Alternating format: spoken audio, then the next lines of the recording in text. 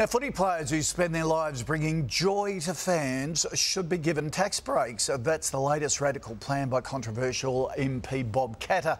He thinks it would help players save thousands of dollars while they're in their prime to make up for a lack of earnings later in life when their careers end. So what do today's Angels make of this? Today I'm joined by editor of Life and Style at smh.com.au, Shelly Horton, Southern Cross Austereo, Sydney News Director Deborah Clay, and Olympian Elka Whalan. Good morning, ladies. Shelley, what do you reckon? Do it. This is the biggest joke. Oh my God. Okay, first of all, I have never even been to an AFL game, so it doesn't bring pleasure to everyone. Let's just be quite clear. I think Katter is a cup full of crazy, and this is just another one of his crazy ideas. And if we're going to give tax breaks to people who give us pleasure, then I want to tax Katter twice because he brings me displeasure.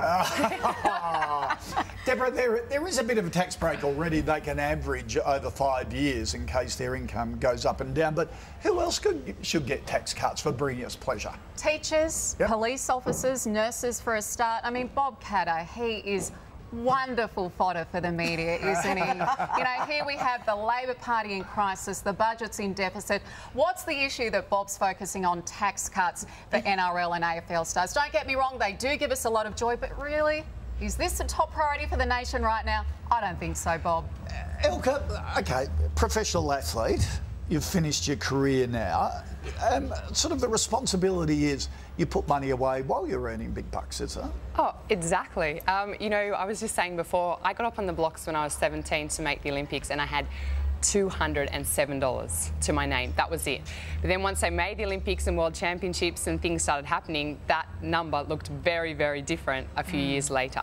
And if you're smart enough, you definitely will put some money aside. But the point is, exactly, this is ridiculous. It's a nice thought of his. It's not reality.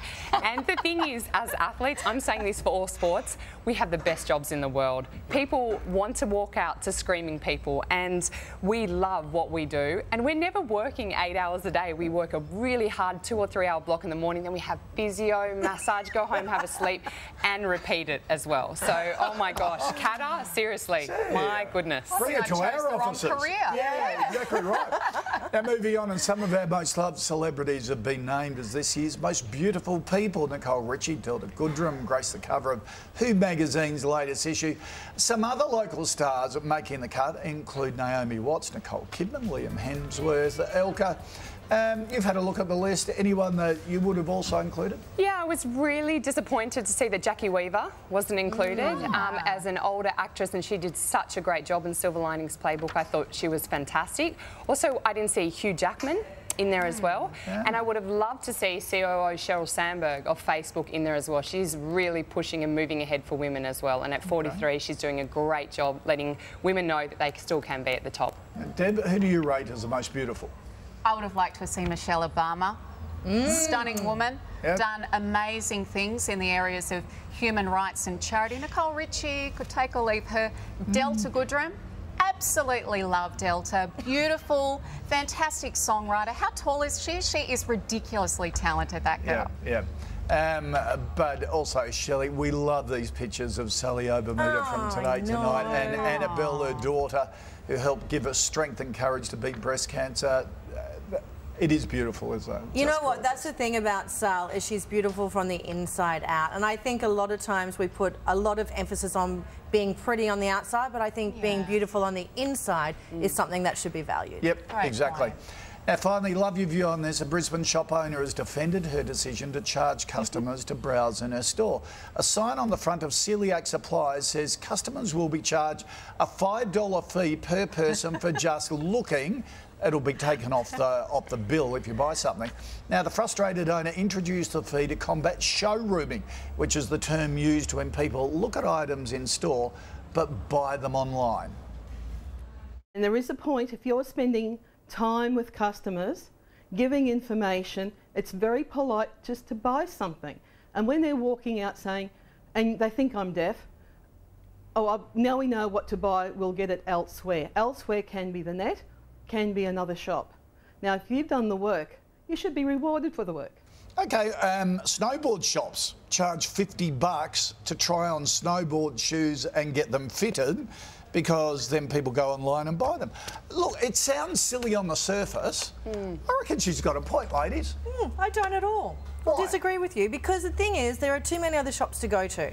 So if you're going to put a fee on just looking, then I'm not going to go to that shop just in case I don't want to buy something and it costs me $5. Should everyone buy your paper?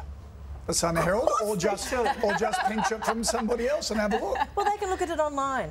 You know, so it is a case you can shop And should elsewhere. they pay online?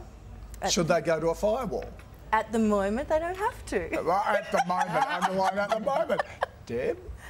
Well, look, I think it raises an interesting issue. If I have an extra look at the item, do I need to pay an extra $1? However, on a serious note, there is the issue of Aussie dollars going overseas. So a lot of my friends, they're going into stores, they're trying on dresses, and they're paying 2/3 of the price online. How do we keep those Aussie dollars on home soil? That's right, and that overseas store doesn't pay any taxes for the roads we go on, or the schools to be built, or the hospitals to be paid for. Okay.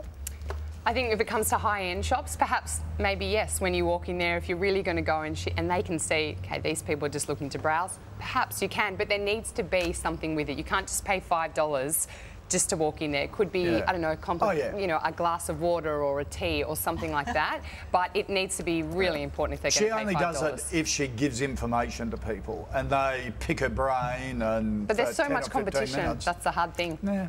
All right, ladies, thank you for that. Thank you. Time for entertainment news.